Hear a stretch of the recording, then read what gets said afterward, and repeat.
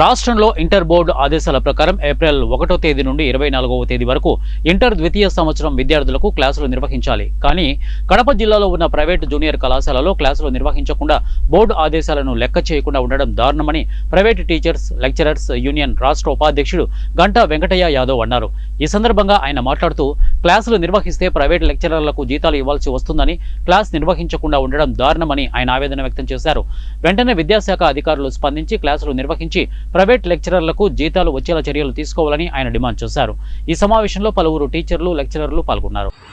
రాష్ట్రంలో intermediate board ఆదేశాల ప్రకారం ఏప్రిల్ 1వ తేదీ నుంచి 24వ తేదీ వరకు క్లాసులు నిర్వహించాలి.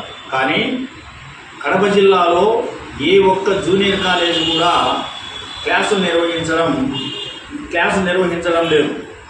అంటే బోర్డు ఆదేశాలను కూడా లెక్క చేయకుండా ప్రైవేట్ విద్యా సంస్థల యాజమాన్యాలు ఇష్టానుసారంగా వ్యవహరిస్తూ ఉంటే విద్యాశాఖ అధికారులు చూస్తూ ఉండడం కరెక్టా అని అడుగుతా ఉన్నాం. అంతేకాకుండా ఈ ఏప్రిల్లో క్లాసులు నిర్వహిస్తే ప్రైవేట్ విద్యా సంస్థల యాజమాన్యాలు ప్రైవేట్ లెక్చరర్లకు జీతాలు ఇవ్వాల్సి